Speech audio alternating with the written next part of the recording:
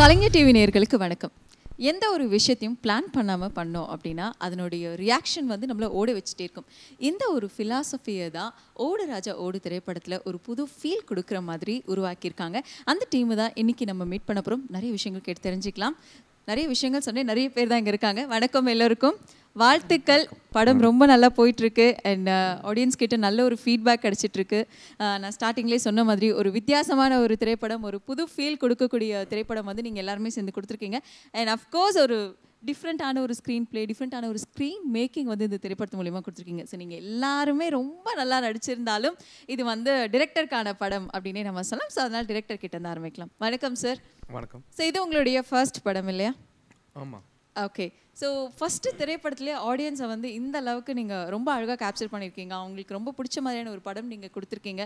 ஒரு புது ஃபீலை கொடுத்துருக்கீங்க. நான் எத்தனை வாட்டி சொன்னாலும் இதுதான் ஒரு புது ஃபீலாக இருக்குது இந்த திரைப்படத்தை பார்க்கும்பொழுது. இப்போ இருக்க இந்த ஒரு சுச்சுவேஷனில் வந்து பார்த்திங்கன்னா என்ன ரீசனுக்காக நம்ம எல்லாமே ஓடுறோம் அப்படின்னு தெரியாது. பட் நம்ம ஓடிட்டே இருக்கோம். இதுக்கு வந்து ஒரு மெயினான ரீசன் என்ன, எதையுமே சரியாக பிளான் பண்ணாமல் இருக்கிறது தான் காரணம் அப்படின்னு நான் சொல்லுவேன். இதை நீங்கள் எப்படி சொல்லியிருக்கீங்க? பிளான் பண்ணாமல் ஓடுறது இல்லை இந்த படத்தோட விஷயம். சிச்சுவேஷன் எந்த சிச்சுவேஷனில் இருந்தாலும் ஒரு நமக்கெல்லாம் என்ன ஆக போகிறதுன்னு தெரியாது. ஈவன் பிளானிங் இருந்தால் கூட அடுத்தது என்ன ஆகும் நமக்கு யாருக்குமே தெரியாது. ஒரு வாழ்க்கையில் ஒரு நார்மல் பர்சனுக்கு தெரியாத விஷயம்தான் ஓடுராஜோடு. இப்போ காலையில் எழுந்திரிச்சு செட்டப் பாக்ஸ் வாங்க போன இவருக்கு எவ்வளோ பிரச்சனத்தில் மாட்டியிருப்பாங்க. அந்த ஸ்டோரி தான் இதில் வந்து நம்ம மெயினாக ஃபோக்கஸ் பண்ணியிருக்காங்க. இது வந்து சர்க்கம்ஸ்டான்சஸ், அந்த சர்க்கம்ஸ்டான்சஸ்னால என்ன வருதோ அது வந்து எப்படி இவர் மாதிரி ஒரு கேரக்டர் மனோகர் சோமு நடித்த கேரக்டர், அவர் எப்படி அதை டேக்கிள் பண்ணிவிட்டு முன்னாடி எடுத்துகிட்டு போகிறாங்க, அந்த மாதிரி ஒரு ஸ்டோரி லைன் இவருக்கு இருக்குது. அதே மாதிரி இன்னும் 3-4 ஸ்டோரி லைன் இருக்குது படத்தில். ஒரு பேரலல் ஸ்டோரி டெல்லிங், அதுதான் இந்த படத்தோட மெயின் டிஃபிகல்ட்டியும் மெயின் அட்ராக்ஷன். அண்ட் இந்த படத்தில் உங்களோட கேரக்டர் பற்றி சொல்லுங்கள் சார். மனோகர்னு ஒரு லேசி ரைட்டர். அவன், நான் லேசி ஆக்டர். ஸோ ஒரு நல்ல மேட்ச் ஆனிச்சு இந்த கேரக்டர். ஆக்சுவலாக வேறு கேரக்டர், இவர் பண்ண கேரக்டர் தான் வந்து பேசினாங்க. அப்படி தான். ஆமாம். ஃபஸ்ட்டு வந்து நம்ம ரவீந்திரா விஜய் பண்ண கேரக்டர். அப்புறம் நான் வந்து ஒரு படத்துக்கு அப்புறம் அந்த ஸ்டீரியோ டைப்பாக வயசான ரோலாக கொடுக்குறாங்கன்னு சொல்லிட்டு அறந்தாங்க பக்கத்தில் ஏழுமுக காளின்னு ஒரு காளி கோயில் முன்னாடி சூட நினச்சி சத்தியம் பண்ணிட்டேன். நான் இனிமேல் வயசான கேரக்டர் பண்ண மாட்டேன். இல்லைங்க, நிஜமாங்க. நான் இல்லை ஜத்தின், நான் வயசான கேரக்டர் பண்ண மாட்டேன். அவர் வந்து இப்போ நீங்கள் எது பண்ணணும்னு ஆசைப்பட்றீங்க அப்படின்னாரு. நல்லா எனக்கு இதுக்கு ரிலேட்டடாக இருக்குது. அப்போலாம் நல்லா சாப்பிட்டு தூங்கிட்டு இருந்தேன் நான். இவனும் அதே தான் மனோகர். நான் பாட்டு தூங்குவான், தோணப்போ எழுதுவான், ஆனால் நல்ல ஆள், அவ்வளோதான். ஸோ எனக்கு அது ரொம்ப பிடிச்சிருந்துச்சு. So I accept it. அதனால அக்செப்ட் பண்ணிட்டீங்க. சரி, அந்த செட் ஆஃப் பாக்ஸில் என்ன தான் இருக்குது, அதை வாங்க போய் நீங்கள் ஓடிட்டே இருக்கீங்க. ஆமாம், அதுதான் ஒரு இப்போ நிறைய அசிஸ்டன்ட் டைரக்டர்ஸ்லாம் மீட் பண்ணுவோம்ல. அப்போ வந்து அவங்களுக்குள்ள லைஃப் பற்றி பேசும்போது ஒரு 7-8 வருஷமாக ட்ரை பண்ணுவாங்க. அப்படி இப்படின்னோடனே வீட்டில் வந்து சரி கல்யாணத்தையாவது பண்ணிக்கிடா அப்படின்னு சொல்லி கல்யாணம் பண்ணிடுவாங்க. அதுக்கப்புறம் என்ன பண்ணுறது, ஒய்ஃப் வேலைக்கு போவாங்க. சரி இவன் எழுதுறது, இல்லைன்னா வாய்ப்பு தேடுறது, ஏதோ வாய்ப்பு தேடுறது, நடிக்கிறது, அந்த மாதிரி தானே. ஸோ அதை தான் ரிஃப்ளெக்ட் பண்ண ட்ரை பண்ணேன் நான் அந்த படத்தில்.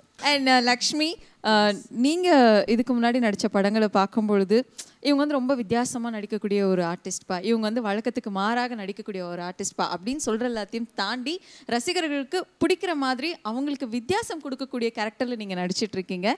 அண்ட் இந்த படத்துலையும் அப்படிப்பட்ட ஒரு கேரக்டரில் தான் நடிச்சிருக்கீங்க. அண்ட் உங்களுடைய கேரக்டர் பற்றி சொல்லுங்கள். இந்த படத்தில் கேரக்டர் வந்து இஸ் லைக் நிறையா பேர் ரிலேட் பண்ணக்கூடிய ஒரு character. It's a very common, எப்போ பார்த்தாலும் புடிச்ச மேலே கோவம் இருக்கிற ஒரு ஒய்ஃப். ஸோ அது காமன் ஆயிடுச்சு. அந்த ஃபேஸ் பார்த்தா கோவமாக வருது, சொல்லுங்கள். ஸோ அந்த மாதிரி ஒரு character, you know obviously she has her own reasons for her behaviour. ஏன்னா அவங்களுக்குள்ள ஒரு she has her own reasoning. So yeah, அந்த மாதிரியான ஒரு ரொம்ப normal very relatable character. Okay, ரொம்ப சிம்பிளாக சொல்லிட்டாங்க. அவங்களோட கேரக்டர் எப்படியோ அதே மாதிரி வந்து அவங்க டயலாக்ஸும் இருந்தது இப்போ அவங்க சொன்னது. அண்ட் கண்டிப்பாக இந்த படத்தோட மியூசிக் பற்றி பேசி ஆகணும். அதாவது ஒரு கேங்ஸ்டர் திரைப்படத்துக்கு வந்து ஒரு வித்தியாசமான ஒரு மியூசிக் கொடுப்பாங்க, அதே மாதிரி ஒரு ரொமான்டிக் மூவிக்கு அப்படி ஒரு வித்தியாசமான ஒரு மியூசிக் கொடுப்பாங்க. பட் இந்த படம் வந்து ஸ்டார்டிங்லேருந்து எண்ட் வரைக்குமே வந்து பார்த்திங்கன்னா ஏதாவது ஒரு விஷயத்தை நோக்கி போயிட்டே இருக்குது. ஸோ உங்களுடைய பாடல் இசையாக இருக்கட்டும், இல்லை வந்து பின்னணி இசையாக இருக்கட்டும், எல்லாமே ரொம்ப அழகாக வந்திருக்கு. அண்ட் அதை பற்றி சொல்லுங்கள்.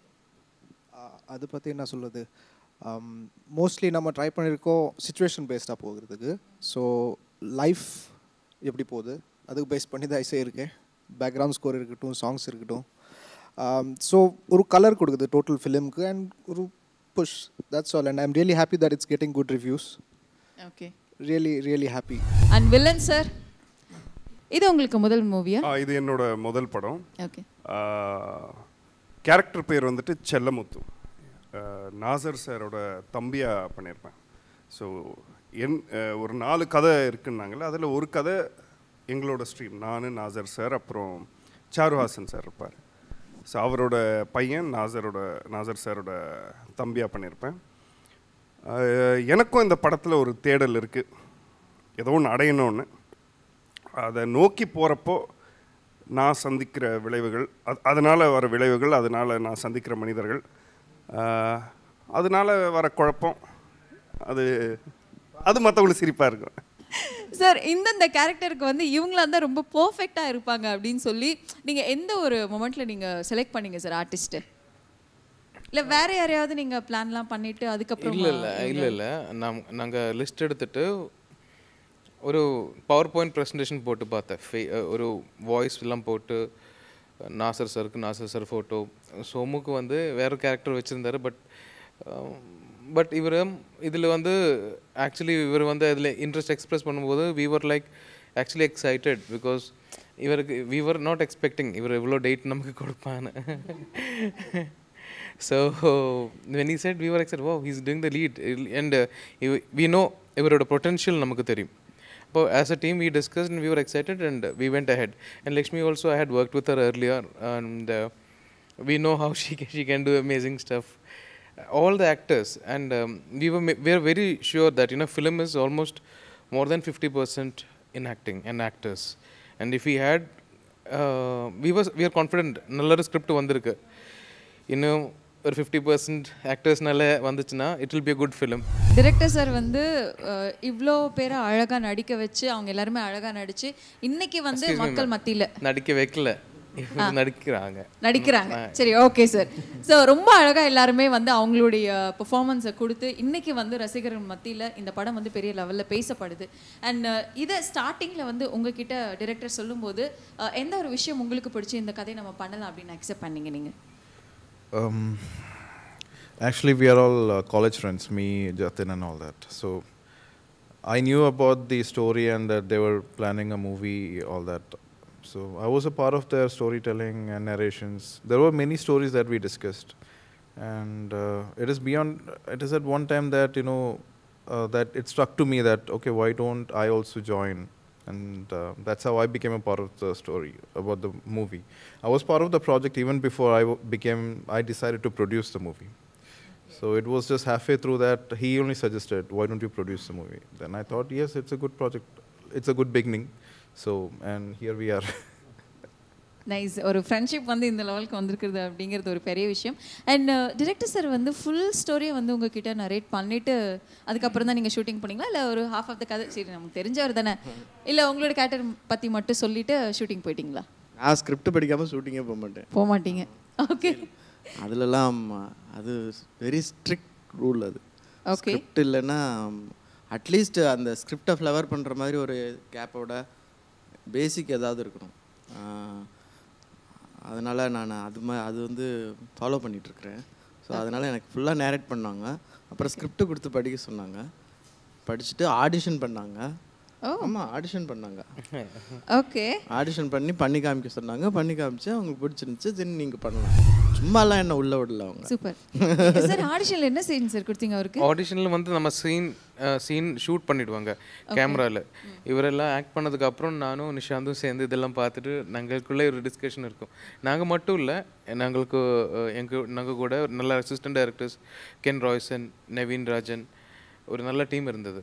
இவர் எல்லாரும் கூட டிஸ்கஸ் பண்ணிவிட்டு ராகேஷ் சசீந்திரன் இவர் எல்லாரும் கூட டிஸ்கஸ் பண்ணிட்டு தான் we came to a final decision. இந்த ஃபைனல் டிசிஷன் முடிவெடுத்தது ஒரு டீம் ஒர்க்னால தான். என்னை பொறுத்த வரைக்கும் எல்லா ஆக்டர்ஸுமே ஆடிஷன் பண்ணணும் அந்தந்த கேரக்டருக்கு. ஒரு ஆடிஷனும் வந்து எல்லா ஆடிஷன்னாலே உடனே உங்களுக்கு நடிக்கிற திறமை இருக்கான்னு செக் பண்ணுறது கிடையாது. அந்த கேரக்டரில் நீங்கள் எந்த அளவுக்கு ஃபிட் ஆகிறீங்க, அந்த கேரக்டர் நீங்கள் எந்த அளவுக்கு உள்வாங்கியிருக்கீங்க, அந்த கேரக்டர் உங்களுக்கு சூட் ஆகுதான்னு பார்க்குறது தான் ஆடிஷன். ஸோ அந்த ஒரு ஆடிஷன் பண்ணுறதுங்கிறது ஒரு எக்ஸ்பெரிமெண்ட் பண்ணுறது தான் ஒரு சீன் போகிறதுக்கு முன்னாடி. அதில் அந்த ஆடிஷன் சீனில் ஒரு டைரக்டர் பார்க்குறாங்கன்னா ஓகே எனக்கு இந்த கேரக்டருக்கு இது ஒர்க் ஆகுது, இந்த கேரக்டருக்கு இது ஒர்க் ஆகலை, நம்ம இங்கேருந்து கொஞ்சம் இதை ஆட் பண்ணிக்கலாம், கொஞ்சம் இதை மைனஸ் பண்ணிக்கலாம், இந்த கேரக்டர் கொஞ்சம் ஸ்லோ மூவிங் கேரக்டர், இந்த கேரக்டர், அந்த மாதிரி ஒரு விஷயம் வந்து டெஃபினட்டாக ஆடிஷன் பண்ணும்போது ஹெல்ப் ஆகும். ஆடிஷன் பண்ணிட்டா இட்ஸ் பெட்டர். எல்லாத்துக்குமே வந்து ஒரு ஒர்க் ஆகுது இது ஒர்க் ஆகலங்கிறத அப்போயே நம்ம டிசைட் பண்ணிடலாம். ஜஸ்ட் சேவ்ஸ் டைம், அவ்வளோதான். இதில் வந்து தேவைகள்னு இருக்குது. இப்போ நீங்கள் நான் ஸ்கிரிப்ட் படித்தா தான் பண்ணுவேன் அப்படின்னு சொல்லிட்டு எங்களுக்கு 10 நாள் தான் டைம் இருக்குது, இவர் விட்டு கூப்பிடக்கூடாது அப்படிலாம் கிடையாது. இப்போ நான் வந்து என்ன பண்ணுறேன், எனக்கு ஸ்கிரிப்ட் சில படங்களுக்கு ஸ்கிரிப்ட் வந்து ஆன் தி ஸ்பாட்டில் ஐடியா தெரியும் ஸ்டோரி, ஆனால் என்ன பேச போகிறோங்கிறது ஒரு 3 hours முன்னாடி தான் எனக்கு தெரியும். ஆனால் அந்த 3 hours நான் யூஸ் பண்ணுவேன், எனக்கு அதாவது தெரியணும். இந்த ஒரு இடத்துல நீங்க எந்தெந்த சீன்ல வந்து பயங்கர சாட்டிஸ்ஃபைடா நான் நடிச்சிட்டேன்னு நினைக்கிறேன்? எல்லா சீனும் சொல்லலாம். ஏன்னா இதில் வந்து ஃபீல் குட் மூவி மாதிரி தான் நான் நடிக்கிறது. ஏன்னா மற்ற படத்துலலாம் சோமுலேருந்து கொஞ்சம் தூரம் போக வேண்டியிருக்கு, தள்ளி போய் நின்று தான் நடிக்க வேண்டியிருக்கு. இந்த படத்தில் சோமுக்குள்ளேயே இருந்து தூங்கிட்டே நடிக்கலாம். ஆனால் அதில் ஒரு எஃபெக்ட் இருக்குது. நான் தூங்கிட்டே நடிக்கிறது இல்லை, ஒரு லேசினஸில் வர்ற ஒரு இது இருக்குல்ல. லேசினஸ் வந்து சோம்பேறித்தனம் கிடையாது. ஒரு விஷயத்தை யோசிக்கிறேன், க்ரியேட்டிவாக யோசிக்கிறேன், எனக்கு பிடிபட மாட்டேங்குது. அவன் கடைசியாக கிளைமேக்ஸ் என்ன பண்ணுறதுன்னு யோசிச்சுட்டு இருப்பான், அதான் பற்றி பேசிகிட்டு இருப்பாங்க. என்ன பண்ணுறது, இந்த கிளைமேக்ஸ் தான் வந்து மாட்ட மாட்டேங்குது. ஸோ அது ஒரு லேசினஸை உண்டு பண்ணும் அந்த மாதிரி. ஸோ அது நிறையா ஹெல்ப் ஆகுது. இந்த படத்துடைய கிளைமேக்ஸில் வந்து பார்த்தீங்கன்னா நீங்களும் லக்ஷ்மி பிரியாவும் வந்து ஒரு பியூட்டிஃபுல்லான ஒரு டயலாக் நீங்கள் பேசியிருப்பீங்க. அந்த டயலாக் வந்து இப்போது எங்களுடைய ரசிகர்களுக்காக நீங்கள் சொல்லலாமே, ஏன்னா படம் நிறைய பேர் பார்த்துருக்காங்க. எனக்கு டயலாக்லாம் கான்ட்ராக்ட் பேசி காசு கொடுத்து ஆக்ஷன் சொன்னால் தாங்க வரும். அங்கே பாருங்க சார், அங்கே பேக் தெரியுதா, அந்த பேக்கு பக்கத்தில் அந்த 2 பேக் இருக்கா சார், அந்த 2 பேக்கில் வந்து நிறைய செக் புக்கு நிறைய காசு இருக்குது, உங்களுக்கு கொடுக்குறேன் சார், இப்போ பண்ணிவிடுங்க சார். ஐயோ இந்த கொடுக்குறேன்னு சொல்லிட்டு இதெல்லாம் நான் நம்ப சொல்கிறீங்களா? பேக் பாருங்க சார், ஒன்று வந்து சாண்டல் கலரில் இருக்குது, இன்னொன்று வந்து ப்ரௌன் கலர் இருக்குது, 2 பேக் இருக்குது சார். அது என் பேக், ப்ரௌன் கலர் பேக். நான் டயலாக் பேசுறது இல்லைங்க. இன்டர்வியூவில் வந்து கேட்பாங்க, நான் ஜிகர்தண்டா பண்ணும்போது அந்த கில்லன் லாஃப் பண்ணுங்க அப்படின்னா, நான் டாக்டர் வேஷம் போட்டால் நீங்கள் கண்டிப்பாக என்கிட்ட ஊசி போட்டுக்கணும், போட்டுக்கிறீங்கன்னு சொன்னீங்கன்னா நான் வந்து டயலாக் பேசுகிறேன். அட போங்க சார், சும்மாவே சின்ன வயசுல நான் ஊசி கேட்குறீங்க சார். நாசர் சார் வந்து பார்த்தீங்கன்னா ஒரு லெஜெண்ட் ஆக்டர் அப்படின்னு நம்ம சொல்லினா, எல்லா விதமான கேரக்டர்ஸும் அவர் வந்து பண்ணிட்டாரு, எல்லாத்தையுமே கிராஸ் பண்ணி வந்திருக்காரு அவர். ஸோ அப்படி இருக்கும்பொழுது உங்களுக்கு இது வந்து ஃபர்ஸ்ட் மூவி அண்ட் வந்து வெரி குட் மூவி இது. அண்ட் இந்த ஒரு மூவியில் இப்படி ஒரு ஆக்டர் கூட நடிக்கிறது அண்ட் அவரு கூடவே நீங்கள் ட்ராவல் பண்ணுறது எந்த அளவுக்கு உங்களுக்கு யூஸ்ஃபுல்லாக இருந்தது? ஸோ நான் நாடகத்துறையில் தான் வரேன், இப்போவும் கண்டினியூ பண்ணுறோம், இப்போவும் நடிச்சுட்டு தான் இருக்கோம். நாசர் சார் எங்கள் குரூப்போட நிறைய நாடகங்கள்லாம் பார்த்துருக்காரு. இப்போ எனக்கு என்னென்னா, சின்ன வயசுலேருந்து ஸ்க்ரீனில் பல வேஷத்தில் அவரை பார்த்தது, சடனாக முன்னாடி வந்து நிற்கிறாரு, ஒரு பதப்பதப்போ ஒரு பயமோ அது எதுவுமே உண்டாகலை. ஏன்னா அவரும் அந்த அட்மாஸ்ஃபியர் க்ரியேட் பண்ணிட்டார். வந்த உடனே உன்னை பார்த்துருக்கேன்ப்பா, இந்த நாடகத்தில் பார்த்துருக்கேன், ஆல்மோஸ்ட் ஒரு ரொம்ப ஃப்ரெண்ட்லியாக பிஹேவ் பண்ணி, ஒரு சாதாரண கோ ஆக்டராக நிறைய இம்ப்ரவைஸ் பண்ண முடிஞ்சது, நிறைய ஜாலியாக பேசிகிட்டு இருந்தோம். சாருஹாசன் சார் வந்துட்டு அவரோட லாயர் டேஸ்லேருந்து இருக்க பழைய கதைகள்லாம் சொல்லிட்டு இருப்பார். ஸோ இது வந்துட்டு ஆஹா சீனியர் ஆக்டர் வந்துட்டாங்க, ஒன்றும் பேச முடியாது, அந்த நிலைமைக்கு அவர் கொண்டு போகலை. ஸோ அதனால சில சீன்ஸ் எல்லாம் பார்த்தீங்கன்னா நிறைய ஸ்பாட்டில் இம்ப்ரூவைஸ் பண்ணது உண்டு. ஸோ ஜாலியாக இருந்துச்சு. இங்கே இருக்கவங்கள தாண்டி இன்னும் வேறு யாரெல்லாம் சார் இந்த படத்தில் நடிச்சிருக்காங்க? இவரெல்லாம் தாண்டி ஆனந்த் சாமி, லென்ஸ்னு ஒரு படம் வந்துச்சுங்களா, அதில் நடித்த hero Anand Sami. Ashika Selvan, she is also from theatre, and Venki, Abhishek, Melvin, Vinu John, Charuhasan, lot of. Sir அவங்களோட கேரக்டர் பத்தி ஒரு 2 வார்த்தை. எல்லா கேரக்டர்ஸுமா நிறைய 20 1.5 மணி நேரம் போகும்போது போயிடுவேன். எப்படி எவ்வளோ ஆரம்பிச்சாங்க அப்படியே லிஸ்ட் போயிட்டே இருக்கும். அவர் காஸ்டிங் பத்தி சொல்லும் போதே சொன்னார்ல, மற்றவங்களாம் என்ன சொல்லுவாங்க, ஆமா காஸ்டிங்க்கு நான் ஹீரோ லிஸ்ட் போட்டு வச்சிருந்தோம் நாங்க அப்படின்னு. அந்த மாதிரி இந்த கேரக்டர்ஸ் பவர் பாயிண்ட் போட்டு நீங்க என்ன கேரக்டர் பத்திலாம் கேட்க ஆரம்பிச்சீங்கன்னா 2 மணி நேரம் ஷோ ஓட்டணும். 2 குழந்தைங்க நடிச்சிருக்காங்க அவங்க. ரெண்டு கிட்ஸ் போர்ஷன் இருக்கு, ரொம்ப இன்ட்ரெஸ்டிங் கிட்ஸ் போர்ஷன். அந்த கிட்ஸ்க்கு கூட வந்து பாத்தீங்கன்னா ஒரு டிஃப்ரெண்டான ஒரு லவ்வா வந்து கொடுத்திருக்காரு.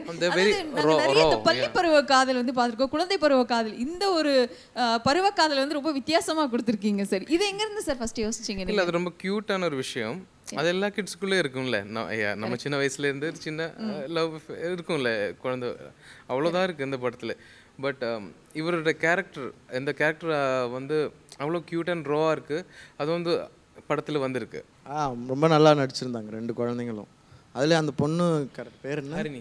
ஹரிணி வந்து ஒரு தடவை அந்த ப்ளூபர்ஸ்க்காக ஒரு டான்ஸ் எடுத்தோடனே கவுண்டில் தானே அப்படிங்கிறாங்க. எது கவுண்டில் தானே? 4 நாள் தானே, இங்கே போடுங்க. சரி அப்படின்ட்டு ஜிங் ஜிங் ஜிங் ஜிங் ஜிங் ஜிங் ஜிங் ஜிங் ஜிங் ஜிங் ஜிங் ஜிங் ஜிங் கரெக்டாக கவுண்டில். எனக்கெல்லாம் டான்ஸே ஆட தெரியாது. நான் அப்படியே ரொம்ப நல்லா பண்ணியிருந்தாங்க. நடிக்கிறதுலேயும் ரொம்ப ஈஸியாக நடிச்சிருந்தாங்க. இதெல்லாம் தாண்டி இன்னொருத்தர் நடிச்சிருக்கார். இந்த படத்துடைய ப்ரொடியூசர் கிட்ட தான் நான் கண்டிப்பாக கேட்பேன். இது அதனால தான் பெரிய படமாக ஒரு மெகா ப்ராஜெக்ட் அப்படின்னு நான் கூட சொல்லலாம். பவர் ஸ்டார் ஸ்ரீனிவாசன் சாரை வந்து நீங்கள் நடிக்க வச்சுருக்கீங்க. இந்த படத்தில் அவர் எப்படி உள்ளே வந்தார், அதை பற்றி நீங்கள் சொல்லுங்கள் sir. That was totally the decision. The decision was totally by the director. All the creative decisions have been by the director. I didn't get into all that. Sir சொல்லுங்க சார். இல்லை அது ஒரு பவர் பிளக்டு சீன். அதுக்கு power star தான் கரெக்டாக இருந்தது. அந்த scene நீங்கள் கண்டிப்பாக சீன் இதுக்கு வந்து பவர் ஸ்டார் தான் கரெக்டாக இருந்தது. டேக்லைன் சூப்பராக இருக்குது சார். அண்ட் இந்த படத்துடைய கேமராமேன் பற்றி சொல்லுங்கள் சார். அது நானும் தான். அதுவும் நான் தான். என்ன சார் இந்த படத்துடைய மிகப்பெரிய காமெடியே இதுதான் நினைக்கிறேன். எல்லாமே இவ்வளோ டேலண்ட் வச்சுக்கிட்டு ரொம்ப சாதனம் சார். அப்படியே ரொம்ப ஈகராக கேட்குறேன் சார், இந்த படத்தில் கேமராமேன் யார் சார்? நான் தான்மா. அப்போ நான் அவங்ககிட்ட கேட்குறேன், இந்த படத்தில் கேமராமேன் பற்றி சொல்லுங்கள் சார். இன்னொரு கேமராமேன் இருக்கு சுனில். அவருக்கு 10-15 days கொஞ்சம் போர்ஷன் சுனில்னு ஒருத்தர் எடுத்தார். அதுக்கப்புறம் ஜத்தின் தான். எப்படி கேமராமேன்னா பார்த்தாரு. சரி நான் எடுக்கிறேன், நான் படம் எடுக்கிறேன், நீங்கள் நடிங்க. ஒரு தடவை இன்னொரு படத்தில் நான் நடிப்பேன். எனக்கு பல தடவை யார் எங்கெங்கே தெரியாது. நான் நடிப்பேன், ஓடி வந்துடுவேன். ஃப்ரெண்டெல்லாம் கேட்பேன், யாரா கேமராமேனு உன் படத்துலன்னா? ஒருத்தர் இருந்தார்ரா டவுசர் போட்டு அப்படிம்பேன். நான் அப்படியே பார்ப்பான், அவர் என் ஃப்ரெண்ட்ரா. ஒரு தடவை இன்னொரு படம் கிரேனில் டேரக்டர் உட்காந்துருந்தார்.